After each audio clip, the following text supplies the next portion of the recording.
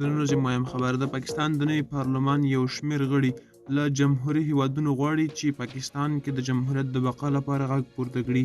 سلام ستړي مشئ، وخت مو په خیر. پام وکړئ د نن ورځې مهم خبر ته.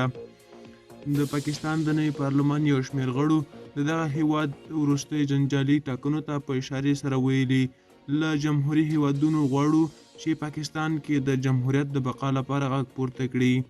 دوی رسنیو سره خبرو کې یادونه کړې پر جمهوري دولتونو فرض ده چې پاکستان جمهوریت وژغوري او د خوندیتوب لپاره یې هڅې وکړي.